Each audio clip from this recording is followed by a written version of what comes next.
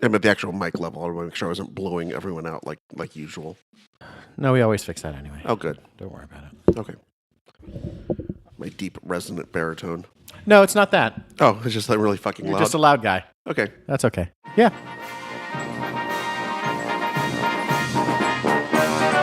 Hello and welcome to the Mount Rushmore podcast. My name is Jeff, and I'm joined, as always, by my good friends Richard Hello. and Michael. Howdy. These guys, it has been my privilege to sit here and run roughshod as they debate, deliberate, and discuss the Mount Rushmore of many ubiquitous things, including this week's topic, which is the Mount Rushmore of old electronics that you have a remembrance of from your childhood or youth. And I chose That's this. a hell of a Twitter tagline. Yeah. We're screwed on that one, guys. Yeah. We could also say Mount Rushmore of old electronics from your childhood. We'll workshop it. Yeah. We'll workshop Okay. So I chose this, and that is because I discovered this calculator at a garage sale last summer, and it has an owl on it. It's the form factor of a calculator, and I suspect that's what it was.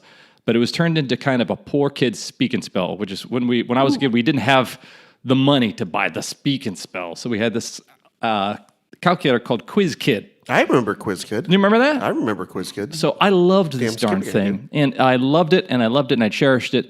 And it's hard for me to believe that there was a world where this something as cold and as unfeeling as a computer chip board, electronic circuit board can be something that somebody can cherish like it's the Velveteen fucking Rabbit. So I thought it might be worth discussing. So I chose it as a subject. Is there anybody who would like to go first? Thank you, Richard, for volunteering. I actually was going to volunteer. Oh my God. So I am second. And the reason I asked them, I was going to, was because my first choice, I think, dovetails into the your childhood reminiscence pretty cool. well. Okay. And it is the Parker Brothers Merlin. Oh, cool. The Merlin. You remember this thing? I remember the Merlin. Okay, My cousin had it. I didn't have it, but my cousin had it. I'm going to play the ad for it. We'll hear if this actually comes through on my my cans here.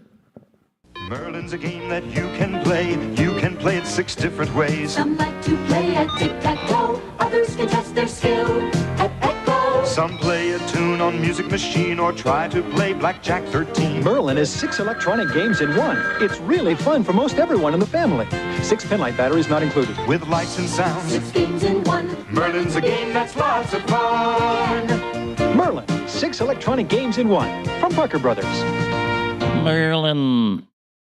Now, I'm not clear I don't know if they made this clear enough in the ad, but it's 6. 6 games in one. There are 6. Yeah. 1, 2, 3, 4, 5, 6 games 6 games in in one. one. Now, Michael, do you remember this thing at all? I'll show you. No. I just looked up a looked it picture up. while you were. Yeah, it's a big red. It looks like a cross between like an old school like Zach Morris cell phone, plus some sort of like transcoder or something that they would have had on Star Trek. Yeah. And it's got like It doesn't look like Merlin Olsen. no, not much. No. Okay. There were no FTD flower tie-ins. And it's got just these like light up buttons in the middle, and you could use it to play, like they said, 6 different types of games. One of them was Echo, which was essentially Simon Says. Yeah. Except they didn't have the rights to call it that, so they call it something else. Another one was you could make music with it, so each button had a different boop, boop, boop, boop. Yeah. So you could like program it and play it back. And one that was kind of like Mastermind. They had Blackjack on there, but I suppose because of the limitations of the programming, it was only up to 13. Is that why? God. That's why the commercial said Blackjack 13. Blackjack That's 13. exactly why it said Blackjack 13, because I guess they, when you've only got like 12 kilobytes of a computing power, you're not going to be able to get to 21. Do you think the reason this was entertaining to young people or to people in general was that because fun had not been invented yet? Or because this was an era where if you had a calculator, that was actually kind of something you would goof around with. I remember sure. like messing around with a calculator to type dirty words or whatever. I had calculator on my list for a while, and I took it off. Did you? Okay. Because you could do hello upside down Yeah. or boobs. Boobs. Yeah. Shell oil. Yeah, exactly. Yeah. So when that's your baseline for fun. Yeah. Being able to play like 6 different types of games and the whole thing boops and beeps at you. Yeah. It felt very like The novelty of it. it was very novel. It was also I'm guessing that it was not something that the cool kids were actually playing with. Probably not. I think you had to be kind of a dork ass to be playing with this, and also it was the type of game where you could play by yourself. And if you look at this ad, most of the kids are playing with the game by themselves. Yeah. So they might as well have said, "Are you a latchkey kid? Yeah. Yeah. Do you have a mean stepbrother who Yeah. won't play with you? Yeah. Is your brother 10 years older than you? Are you an only child? This is perfect for you. No friends? Here you go." The name Merlin definitely also inspires that it knows its target audience. Yeah. Either you have played D&D, are currently playing D&D, or are looking into playing D&D at some point in the future. And also you own the Merlin handheld game. It had a roll 20 dice feature, but of course it was only roll 13. I feel like the jocks were maybe playing that electronic football game. Oh, sure. Yeah. And from a broader standpoint, this could have been just handheld electronic games. I think I had debated putting on the electronic football, which is the one that had the. The vibrating table. Well, no, this was the one. It was the table, but it was like the handheld one, and it had like the little dashed lights. Yeah. And you'd have to like move them across the field. Yeah, yeah. And whatever that's their version of football was just like lights that would go across the field, and you'd move up and down and try not to get tackled. In the most recent Guardians of the Galaxy movie, that's like it's converted into some sort of doodad. Receptor, monitor, yeah. So what was it about this device that had nostalgia for you? Was it? I had one, and I was a kid who didn't have any friends. Yeah. We remember And, from the Twanger episode Yeah. when your only friend was Twanger, the end of the thing behind the door. Yeah. That you'd sit there and just Twang, boy. I just twang my twanger and play with my Merlin, and that's how I got through middle school. You got you through. Exactly. And it made you the man you are today. Exactly. No, it was like I said, there was a definite. This was right in the prime of here's the coolest shit that they have in the Sears catalog in 1981. Yeah. Like, it was one of the few things I remember having as a kid, because we didn't grow up poor, but we didn't grow up with a lot of money either, very working class. And it's one of the things I remember getting, like, when it first came out. Wow, or yeah. close to it. Yeah. And so I remember it was one of the few things that felt like, wow, this is really a kind of cutting edge and this cool, hip electronic toy. It plays 6 games. Holy fuck. Yeah, I think I had a Sony Walkman, and I think my dad must have stolen it or something because he wasn't paying child support, but he somehow got me a Sony Walkman Happy cassette. birthday, kid. Here's a Walkman. It's going to kind of beat up a little bit. Yeah. It's got the battery case on the back is taped up because he lost the... Property of Beverly, like taped on it. Do you? What I want to I would love to present this as evidence to anyone who says these electronic toys kids have don't leave anything to the imagination. No, you needed to have an imagination with play this to try to make this fun. Required a lot of imagination. Oh, it did totally. Okay, Michael, what do you got? Speaking of the Sony Sports Walkman, the yellow Sony Sports Walkman. Dog, that's amazing. This was actually something that I recently found in my dad's garage. Oh my god! Wow. And he had moved at least 5 or 6 times since I'd owned it in the mid-90s. Wow. This is something that I've given to my 1-year-old son, Yeah. Felix, and he just loves pushing the buttons. He doesn't know what anything that you do with it. He just loves opening the little catch on the side that locks the tape in place. Yeah. He loves pushing the buttons. He doesn't know that there's a very priceless Terrence Trent D'Arby single in there. He doesn't understand what the little switch inside that changes it from like metal Yeah. to regular, Yeah. which as a near 40-year-old, I still don't know what the difference between metal and regular tapes is. It's for whether you're listening to metal or not, right? Okay. whether or not you are ready to rock. There is a Yeah. second subsection, which is heavy metal. Oh, okay. Yeah. So, but no, I had like this Walkman that I used like every day of my life, pretty much from when I was maybe a teenager until I don't know, I was a late teenager. And then Yeah. I got rid of it somehow. Yeah. But the design is so classic and it's just so rugged.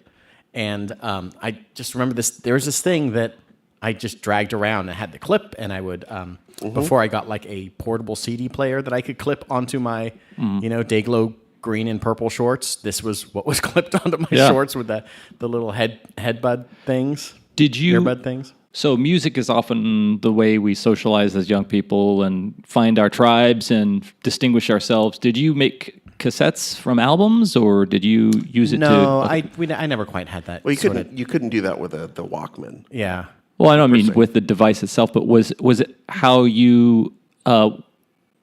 Was music an important thing to you as a young person, connecting to other people, or was it just a fun gadget?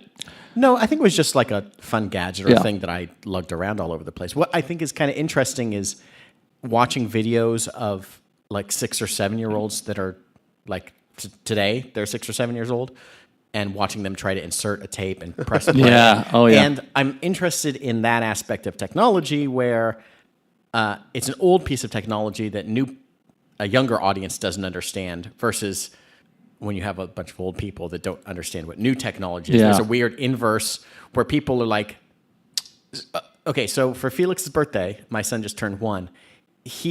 My sister sent us like a bunch of like Baby Einstein DVDs that her daughter had grown up watching, and like they were still in fine shape or whatever. And we put one in the other day, and it had the FBI loading screen, the Baby Einstein logo, Yeah.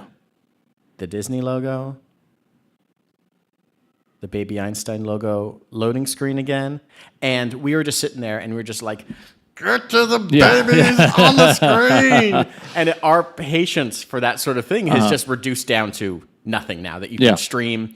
And so like thinking of what we were going to record today and thinking of this episode, like these tapes were like you had to you had to get a cassette out of its case, put it in the thing, close the thing, da-da-da.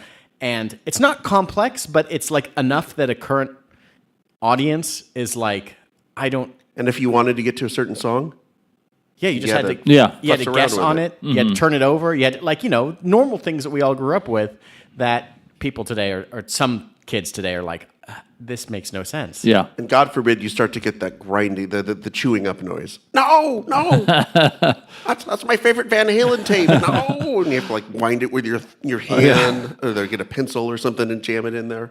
Yeah, the pencil to rewind it. Yeah, classic. I grew up in kind of an isolated, even though I had siblings, they lived with with my other parent and not with me and my dad. And so I would walk to school and put my Walkman on, and I didn't feel like such a psycho by myself. A Walkman was kind of a way to kind of be in your own world head a there. little bit, Yeah. Richard, what's your second one? This is very similar, not quite the same, but I think we're in the same world with this. Mine was boom boxes. Oh, wow. Because I had one. I had like a dual cassette boombox as well. Right. With a turbo bass sort of feature. So this is where you could make your mixtapes. Right. Yeah. You had that girl in junior high that you liked, and you weren't sure if she liked you back, and you wanted to test the waters out. You'd make a Here's some mixtape. John Zorn. Exactly. And I didn't date very much in school. I'm not sure why that worked out that way. It was a great way to share music. It was a great way to share music. Of course, you could record the music off of the radio, Oh, yeah. which is something that kids don't do today because A, they don't listen to the radio, and B, they don't have a way to do that, and then C, why would they need to do it? They can just get everything off of Spotify. You Yeah. damn kids, get off my lawn. And I remember having the boombox, and I also remember having it in my parents' car, and then the car that I was passed down in college, not having a tape player or certainly not a CD player. So when I would go on trips with friends or I'd go anywhere, I would literally bring my boombox and put it in the car with me. Oh, sure, yeah. Yeah, you guys remember doing that? And you'd have to make sure that the 8 D cell batteries Yep. lasted as long as Wow. they possibly could, and they never lasted as long as they possibly could. Never did. You'd have to try and balance it like on the center console. Of course, it would skip every time you hit like the slightest bump in the road. Let's see. If you left it in the car too long, it would melt. Good chance you might lose a CD or a tape because it might melt. The only time I ever got my car broken into was because I had left the boombox on the floor instead of like putting it all the way in the truck because I didn't want it to melt. Mine had the little like EQ that you could like manually adjust, like the treble wow. and the bass and the Yeah. whatever. And I thought that I always got to like the perfect setting. But who knows? I was a teenager. It's like in the car, and I don't understand music. So I still don't. I mean, I think I'm pretty musically inclined, and even with the car, I just sort of like, I don't know, bass. Put up some bass. Yeah. There was Everything always else a 0. I'm fine. There was always a button called tone. It just meant shitty or not shitty. Like We had that on the podcast. the first 40 episodes. 40 episodes or something. The shitty tone button. The funny thing is, I don't remember using it like a boombox, in that I would take it around, like to the beach or to town, or like the stereotypical guy on your with, shoulder. guy with a boombox on his shoulder, Yeah. going to Rockaway Beach or something like that. No, I don't ever remember doing that. I remember taking it with me in the car. I remember having it home, and there's nothing better than trying to listen to it with your headphones on because your mom doesn't want to hear it, and the headphones are like 3 feet long, so you're like tethered to this giant like box thing that you're having to carrying around. I don't think I had a boom box until college. Really? Yeah, I didn't have one as a younger person, so I never had that opportunity to woo a young lady standing in her yard with a trench coat. You had the trench coat, nothing else. The trench coat. That was part of the problem, right? Again, didn't date a lot.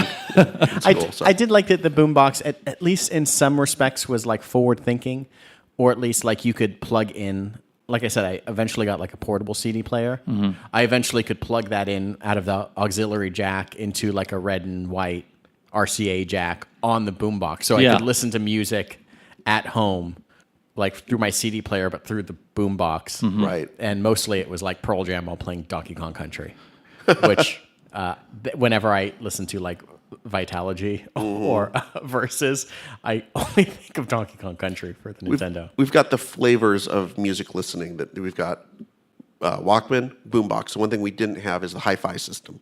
Yeah. No one mentioned that, but the hi-fi system would be like, that was a little bit, I think that was before the boombox even. Mm-hmm. I remember the hi-fi system, the one that had like the record player and the tape player and the stereo and Oh, yeah. God knows a ham radio on there or some crap Yeah. like that. We had like a little home stereo system too that like my dad would. What was a hi-fi?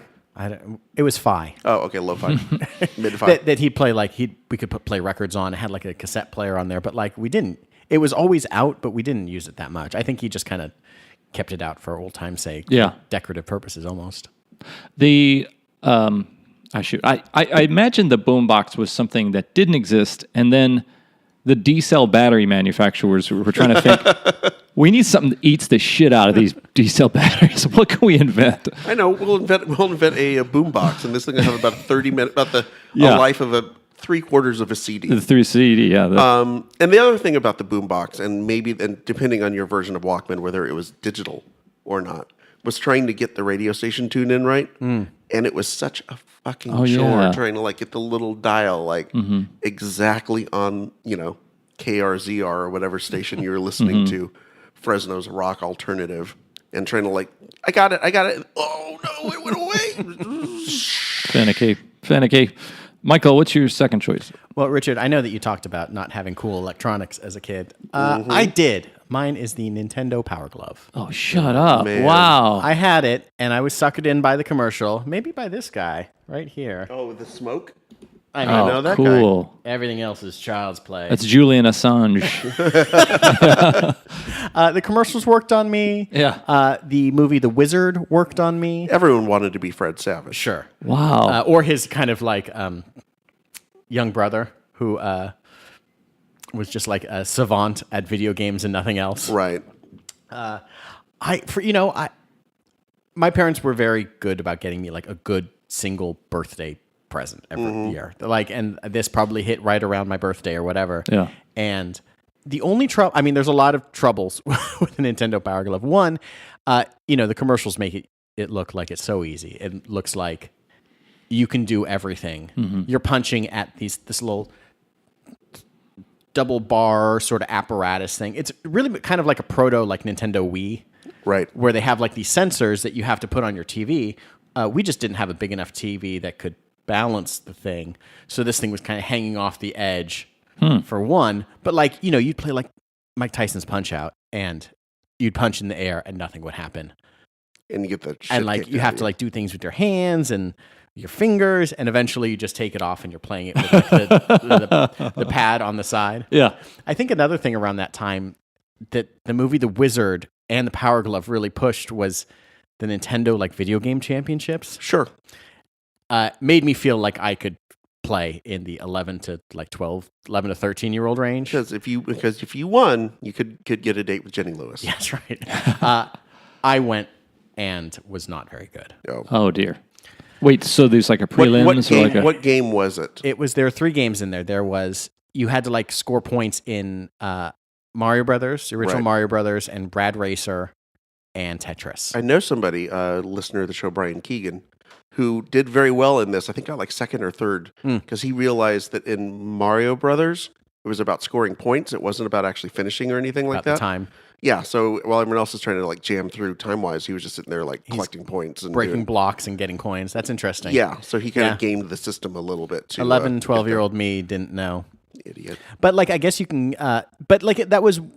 I remember at the time there was like this barrage of like the movie The Wizard was pushing the Power Glove as this ultimate thing, which was pushing this Nintendo Championship as this ultimate goal. Plus, Yeah. you had the Nintendo Power magazine behind it. Plus, yeah, Nintendo Power. Plus, this cool kid with floppy hair just looking like a supreme Yeah. badass. And Yeah. like, it's funny how like advertising really just works on everybody, especially 10-year-olds. Yeah. I mean, since I had every He-Man character as well, like that obviously worked there, but it extended to That kid is also Michael. The ad you showed us featured a kid who looks like he is kind of the hero of the story, but also he's got some nefarious powers at his behest. He's wearing like a black turtleneck, Yeah. and it has some weird like insignia on the collar. He looks like he's possibly from like some sort of dystopian future. Yeah. He has only survived because he has the He's got knows the secrets of the glove. Power Glove is actually a name of a bar in West Hollywood now too. But that kid also is the progenitor of. If you ever look at like Nerf packaging, there's always the evil looking kids, the kids who like they have the power, like they're the bad kids. Do you ever see those ads? Because it used to be like every kid on a game thing was like blonde, fair haired kid with the big grin on his face. Now they have boxes. It shows a kid who just he wants to fucking murder somebody. he just has the other kids in a headlock. Yeah. stepping on their throat. Or he's the kid version of it. That's a weird advert for My Little Pony. Yeah, of the Eurotrash people in all the Die Hard films. That's the kid version of it. Okay, guys, looks like we're at our halftime for the this episode, which is the Mount Rushmore of old electronics you have as a kid. And I'm going to ask you to join us on our social media sites, the Facebook, the Instagram, the Twitter. That's where you can engage with us and let us know your ideas for future subjects we could discuss here on Mount Rushmore. Let us know the categories that you think we missed on subjects we've tackled already. And in general, just get in a dialogue with us. We'd love to hear what you think about the podcast. Another place you can let us know what you think about the podcast is the iTunes or Stitcher pages where we host the cast. You can leave comments. You could download, rate, and review. Do that. Do that. We would really appreciate it, and it'll help other people who are of the like mind as you find our podcast. But it's not just about our podcast. We support all the community of folks who aren't these big kind of industry-fueled podcasts, but the up-and-coming underdogs. We want to promote those guys too. Here's a promo for one. Remember the excitement after opening all your presents at Christmas time? And behold, Santa brought you an Atari 2600 and an extra controller. Remember sitting 2 feet from your color-enhanced Zenith television while your friends huddled around you as you played the newest games like Pitfall, Frogger, and Centipede? We played for hours on end and watched the days slip by as our hands cramped from holding the controller in the same position. But we didn't care. Now that we're all grown up, we get to reminisce and feel the nostalgia once more. Only this time, we share them with someone who has never lived in the 80s or even the 90s. Each week on 8-Bit Avenue, Matt and Katie give Reagan a tour on how cool old things can become new again. Listen on Blazing Caribou Studios, go to blazingcariboustudios.com, or look for 8-Bit Avenue on iTunes or wherever you listen to your podcasts.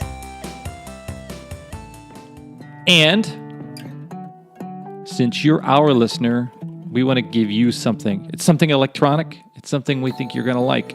And that is a free audiobook download when you take part in a free trial of Audible. That's right. Go to audibletrial.com/Rushmore, and you can pick from over 180,000 titles that you could download to your iPhone, Android, Kindle, or MP3 player. You might even pick When Gadgets Betray Us, The Dark Side of Our Infatuation with New Technologies by Robert Vamosi. What a name. To download your free audiobook, go to audibletrial.com/Rushmore. Again, that's audibletrial.com/Rushmore for your free audiobook. Is it true that this is one in a small series of technology podcasts that we're going to be doing? Yeah, currently we're in the E part of our TED talk. Okay. The first one was what? Kickstarter Kickstarter fiascos. Now we're in a electronics we used to have, and maybe a third one next week. Who wow. knows? The E stands for electronics. The T stands for Kickstarter. I'd work on that. Okay. Richard, what is your third choice? My third choice is the VCR, the video cassette recorder. Wow. Or Vince's controlled rectum. I think it's also what it stood for. TED stands for other things. So does VCR. So does VCR. I remember, this is one of those things I was thinking about that, boy, the VCR really got replaced by the TiVo. And now the TiVo is old technology. Yeah. Like, I don't know anyone who has an actual TiVo. Maybe you've got digital cable and it's got some sort of way to record Yeah. things. They're holding your information on their cloud that you can access Yeah. at your leisure, kind of. Do you mean Right. a DV? I think actual- DVRs are still there. I think there may be a hard drive on your DVR. Maybe not. Maybe it's all on demand. I'm not sure. I just mean actually having like a physical like TiVo box. That brand TiVo. Yeah. Oh, sure, That okay. doesn't exist. I mean, I don't know. That's one of those brands that they may be like If you have a BlackBerry, let us know if you also have a. Trio or TiVo. something Yeah. like that. Yeah. So it's just amazing to me how like we're now like several steps away from this technology that fundamentally changed entertainment. Yeah. I mean, this may have these major lawsuits around it, and this Mm-hmm. whole idea of was it legal for you to record something off Yeah. of HBO? I remember as a kid, my dad worked late night. My dad worked like a swing shift, so he worked like 3 to midnight. I think I probably told this story before. But if there was like a football game on during the week, or usually maybe an auto race or something like that, that I knew he'd want to watch, I would record it for him and then leave a note for him, say, "Hey, Dad, recorded the game, recorded the race. Starts at 34:06 of Yeah. this tape that I've taped over 10,000 times." Yeah. And that was kind of our way to sort of like almost communicate with wow. each other. Or as I got older, I would record something and then stay up late and then wait for him, and then we would watch it together like at 12:30 at night. Yeah. If I knew there was like, "Hey, I watched the race and you're going to want to watch this. It's really cool, da da da." I just remember having to try and, it was about 50-50 if you could actually like record Sure. something Yeah. programmable. Invariably something would go wrong. Maybe, your mom would change the channel when it was supposed to be on ESPN, and she, do not change channel. Yeah. Like she would change the channel anyway, or just you'd put in it'd be AM instead of PM. Invariably, something would get honked up with it. Eventually, they started getting a bit more advanced, and you could record on a different channel than you were actually watching. Yeah. Like you could program it to. Right. I think that's when like the TiVo people were like, what if you could just record stuff? It just knows. You don't have to be watching it. Like that was the best part about a VCR eventually, that you could just record stuff that you, while I got into watching, I watched Channel 4, which, like The Cosby Show and different stuff, but then also The Simpsons was on at the same time. And at some point, you had to just choose. Yeah. Eventually, you didn't have to choose. You could just record what you wanted to, watch the other thing live, and go back and record it off the other channel. You had to get in and do like, you had to have the right VCR and the right trickery for it. But yeah, it was like mind blowing that you wouldn't miss something that you wanted to see, because otherwise you just miss it. And sometimes you would just record random crap, and it would just stay on a tape for like forever. Like a lot of times stuff got recorded over, and eventually the tape would just break down because you recorded over too many times. But I know after like my brother passed away, I went to my family house, and we were just going through all the crap to start getting it moved out, and I found like these old tapes that I immediately recognized were like ones that I had recorded as a kid. That's wild. And I just went in there, and there's like music videos and like old sports stuff, and God knows what. It's just random crap that had been floating around that I remember recording 30 some odd years ago. Wow. So, I mean, and it's interesting. I think that, so there's two parts of it, right? There's like the VCR as a way for you to consume, programming and movies and entertainment from the actual studios, which that was revolutionary. Yeah. The fact that you could just go and rent, Gone with the Wind. It wasn't like something that you had to wait that one time every year when it was played on CBS. Yeah. That just anytime you wanted to, you could watch it. Then there's that other part of it that it was just like you could if you could just record random stuff and just have it, and just always be watching it, and just whenever I remember watching I think I have the music. I think I have that music video. It's here and fast forward and be able to watch it. Yeah. It was, old MTV music awards. I think were on there. It's I think the ability to have almost like a snapshot and a time capsule of what you were into at this certain age. It blew my mind to be able to go back and find those. Yeah. The investment in purchasing a film was so significant then compared to what it is now. Because I remember it gave birth to a funny idiom when some people would say, "Hey, do you like Shawshank Redemption?" Somebody, "Yeah, I own it." Do you remember people saying, "Oh, yeah"? That? You wouldn't say that ever with a book. Do you like The Adventures of Huckleberry Finn? "Yeah, I own it." But like purchasing a VHS film was $70 sometimes. It was a commitment. Yeah. Or like that was always like the threat if you lost one, returning it to the movie store, the movie rental place. Oh, yeah. Was like, oh, this isn't just like a $5 late fee. You owe $70, and you're like, I don't like Three Amigos that much. Right. So let's. Do you find that there's other nostalgia because of the analog format? Because there's something preciously analog about VHS too. Because you could record something and it had all the idiosyncrasies of the NTSC broadcast system, where you'd lose tracking or you'd lose. I was going through, and by the way, I'll bring this up in a second. But I was going through an old Radio Shack catalog, and they had one of the things that they had was a device that you would plug into your VCR so you could improve the tracking. Oh, yeah. This is how bad the VCR was. That you needed something else to be able to make it watchable. Yeah. My aunt and uncle were the only people I knew that had the Betamax version of the VCR. Yeah. And it was always very confusing to go over, and we'd walk down the hill from their place, me and my older cousins, to like Music Plus to rent a video. And like, I don't know, like they didn't have enough in beta to, like, the selection wasn't ever very good, and like eventually that all got phased out, and it was always like disappointing to the point like, we can't watch movies over here anymore. They don't have movies for this anymore. I guess we're watching The Wizard of Oz again. Yeah. And how did they? Oh, by the way, did your aunt and uncle have the tape rewinder? No, my stepdad did. That was a power. It was the shoebox. That was a power move. Yeah. I remember a friend of mine had one. It looked like a car. It's like a Ferrari. Car. Yeah, it was a race car because you could rewind it like, half the time. And how did people... God, watching porn in the days of VCR must have been... You're talking to the right guy. Miserable. I'm looking at you, Jeff. You're talking to the right guy. You can't just go to the scene that you want. You got to actually like watch it or fast forward and go back. That's not true now. Yeah. Also probably true. Again, the last thing about this is you had to make that choice. Are you recording it in SP? LP? SLP? It was like the metal versus regular button. And it was always like one of them could record 6 hours and one of them could record 4 hours. And it was never clear why you would ever want to choose the crappy one. But somehow this was an option that you would always wind up accidentally doing.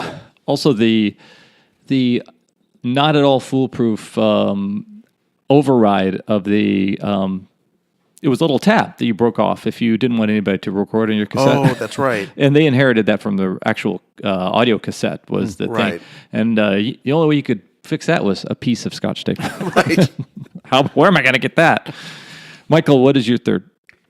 When I was 14, 15, it was a very good year. I got the most amazing gift.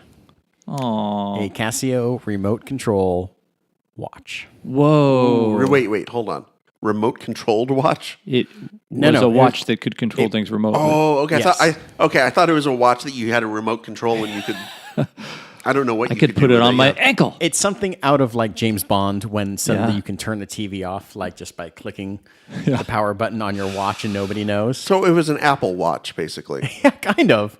I have two stories that I remember from it. The rest are, who knows? It doesn't matter. But the first one is my dad's TV, I was able to program with my watch. And something in the programming within his television eventually got so screwed up that you could not turn the TV on with the regular remote control. Oh, no. You needed the watch. You needed the watch. You could probably, I think you could walk up to the TV and turn it on, like just with the power button, but you could not, like the remote on the that we had like on our coffee The table. TV liked the watch better than the remote. I don't know what happened.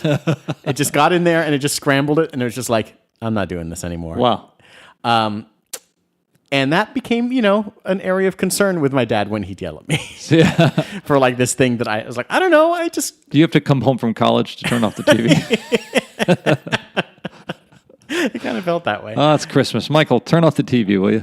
And then in my senior year of high school, I was in a word processing class with my friend Josh Singer. And the class was too easy. It was like typing or word processing, and it was just too easy. And after 2 weeks, my counselor was like, this isn't the class for you. You need something a little bit harder, something that looks better on your admission slip trying to get into college and all that. Yeah. Said the same thing to Josh as well. And they transferred us 2 or 3 weeks late into like computer science class. Oh. I did not have a computer at home. Oh. I did not know my way around a computer in any way. It was very confusing. Yeah. Needless to say, both of us failed out of that class. Failed in our senior year, the first semester of high school. And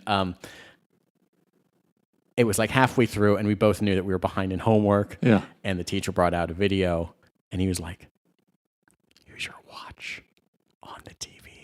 And so we'd sit there at the back of the class and turning this thing on and off and just trying to fuck around in class because, It's just your Hail Mary. I had nothing else at that point. But this I watch, was able to change the TV. I should get a D. this watch was great. And my favorite thing about the watch is that no one believed I had it until you whip it out and then you start turning the TV on and off. But it was never like I bet you got laid so much because of that. 0 watch. times. Oh. But also, It was like Zaps, but not at it was all. like it wasn't just like it worked. You couldn't just like point the watch. You had to click through and find the right frequency. Oh, wow. So you had to sit there and you're just like, okay. Yeah. And it turned off and you had to go, okay. And you had to press a couple of buttons to set it. And then you could control it. So like your impressive display of like turning the TV on and off from across the room, you had to it was like a magician setting up a trick in front of you before he did the trick. Yeah. And people are just like, oh my God, I'm in college and I do not care. This is the worst.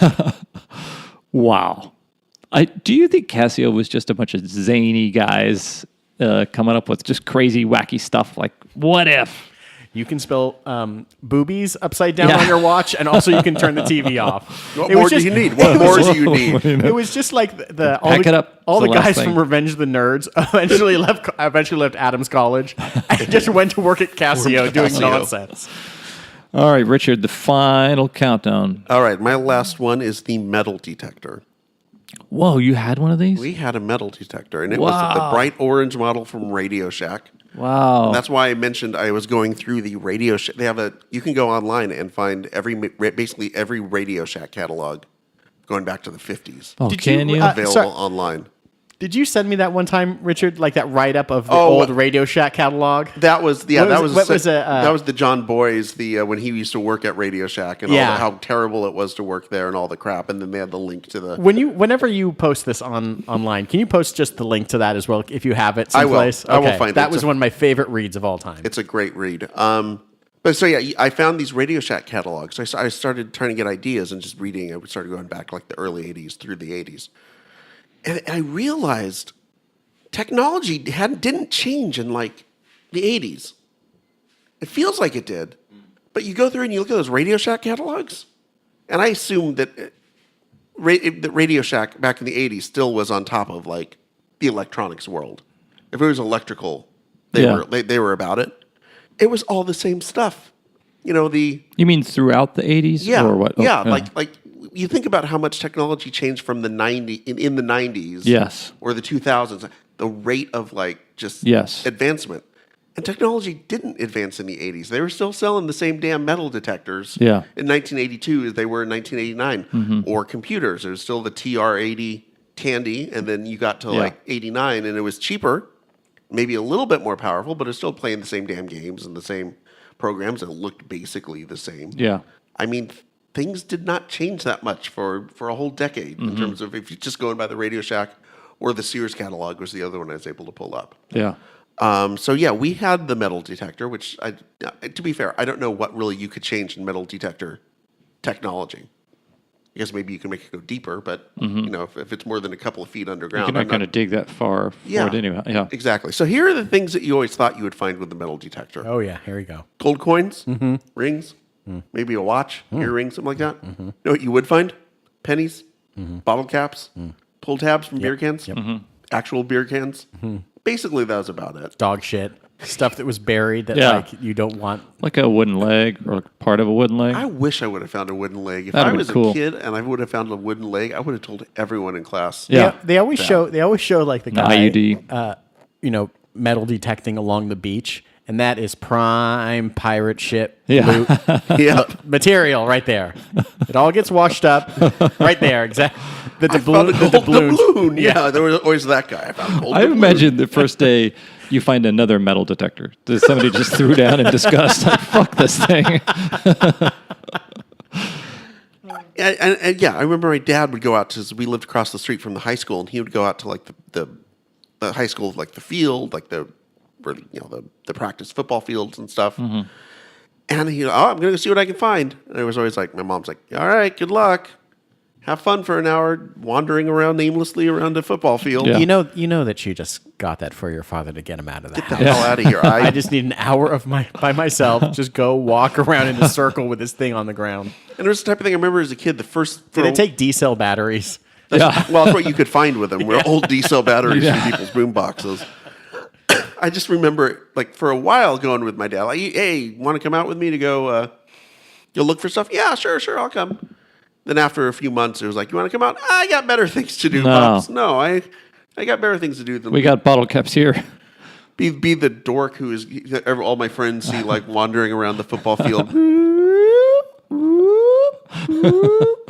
That with the headphones on because I need to hear what the beep beep beep is. I don't know if you if this is on your final choice, Michael, but did you have radar detector on there by any chance? Because radar detector was something that did the opposite of what you needed it to do. Like for me, the radar detectors that I had went off so frequently that you began to ignore them.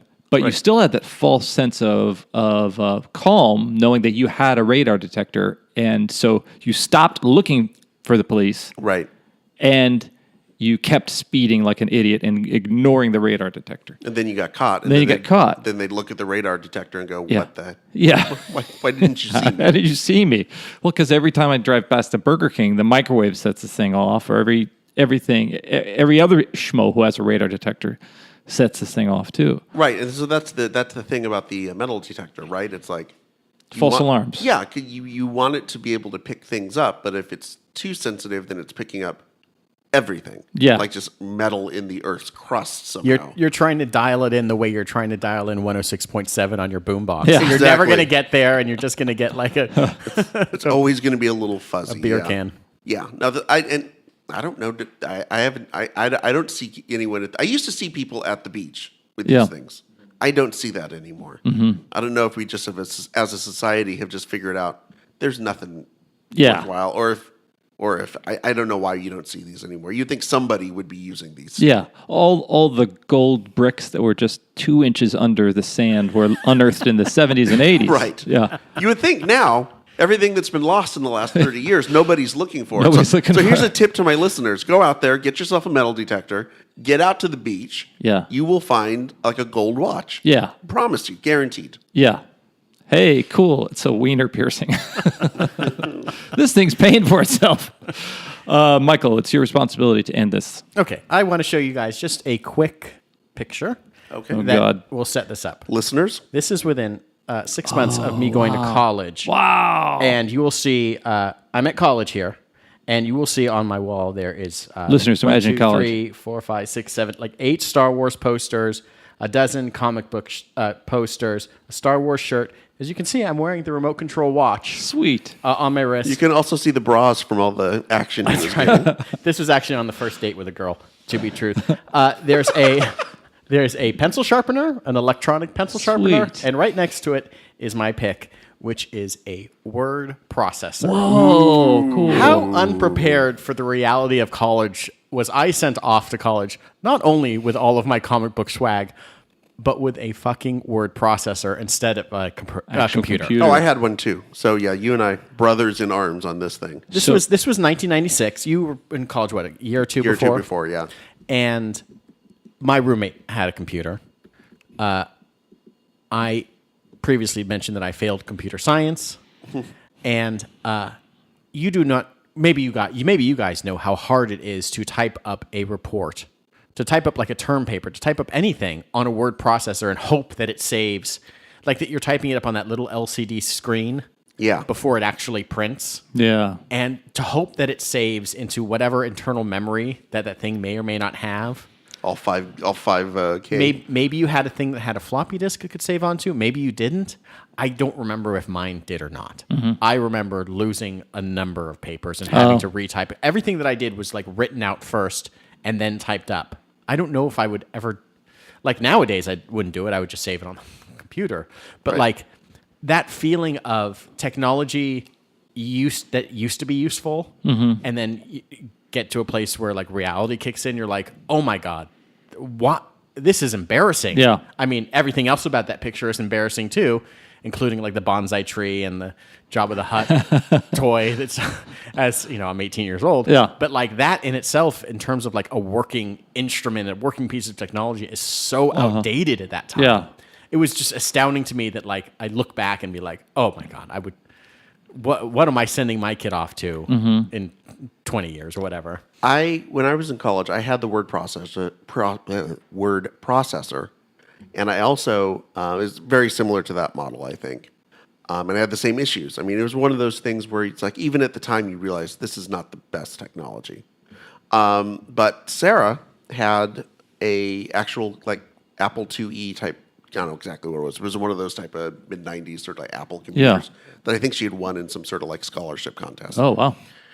And she also had a dot matrix printer, Oh, my God. which was great because suddenly when I started dating her and I would just, we'd just share the computer or whatever, I wouldn't have to worry about using my crappy word processor. The bad news is this dot matrix printer was about as loud as an airplane landing. Yeah. And it would be 3 a.m. and you're trying to print this thing and you're literally waking people up in the hall. Brutal. We'd have to move it into the hallway of the dorm and like put like a blanket or something over it, just anything to try and keep this thing quiet so you don't wake people up because it's 3 a.m. You finally finish this damn paper and now you're printing out. Do you guys realize that for centuries there was nothing other than pen and ink? For me, that the word processor would have been amazing to have. I had a typewriter. I think it comes down to like a feeling too of like being a little not shamed, but like when your roommate has a new piece of technology, Right. It's not humbling is not quite the word because it was just like it was so different. You felt so like, oh, we come from very different places. Felt like a pumpkin a little bit. And especially when you get to college and like everything was required to be typed. Like I don't think all of my papers in high school were required to be typed. You could write stuff out. Some were typed or whatever. Yeah. But like once you get to college and everything has to be, and the technology that you're using, like you can either use your word processor or go to like the computer lab and fight for space or what, It's Right. like, it's a strange feeling to be like, oh, everyone else is at a different level. And then you're kind of like bringing up from behind. I feel like that word processor, what's crazy is I did get a theater degree. I got a liberal arts degree with a specialty in theater, so I didn't have a lot of classes where I had to turn papers in, but I had them. We had electives. Yeah. I don't think I used an actual typewriter till my last year of school. It's bizarre. You handwritten? I turned in handwritten papers. Well, he was like, he was yeah. a theater major, so it was all like a quill and like a parchment paper. Yeah. But I do think that the word processor is kind of something that in the world of typewriters, you're like a wizard. It's amazing. It would be like a wagon that had one wheel that had a little motor on it. Yeah. Once there are cars, you look like an asshole. Yeah. But in a world that's mostly horse-drawn things, you look like a wizard. You look like an amazing person. I remember recently trying to explain the concept of a typewriter to my kids. And Oh, wow. that's like, how do you explain this idea of like, no, you actually had to put the paper in, and you would hit this, and then the little thing would come up and hit the ink thing, and Yeah. if you made a mistake, you had to hope that maybe you could catch it in time, so it was on the same line, and you could do the Wow. backspace. But if not, you had to like use the whiteout, and they were just like, "What?" But you just have the computer and you hit print. That's what you do. No, sweetie. Yeah. Yeah.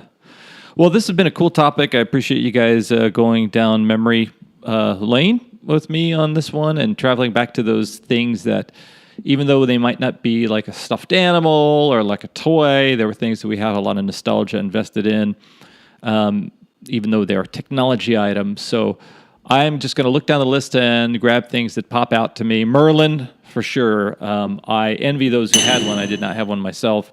And Richard, can I come over to your place and play Merlin sometime? Oh yeah, you can play with my Merlin anytime. Hey, you want to play some Blackjack 13? Yeah, I got an ace. I don't even know what the ace does. Do you hit on anymore. 12? Do you hold on 10? You have that card for 21. You know what they always give you. Yeah. I don't know. I don't have a card for 13. Definitely, Michael, this is going to be kind of a twin thing for you. The amount of power that you wish to have between your watch and your glove and your desire to exert influence on the world. It is like Hold Thanos it in his hand. Yeah, it's Yeah, like it's your power glove. Yeah, it was literally your Thanos the glove. Thanos. So one for each of those. And then because I think it's something that is so... It's a world we all stayed in for really a decade or so. Richard, the VCR, very evocative. So it's 2 and 2 in the world of technology. The E of our TED series for this summer. So thanks, guys, so much. This has been the Mount Rushmore podcast. My name is Jeff. I'm Richard. I'm Michael. And I am Merlin. Thank you for listening.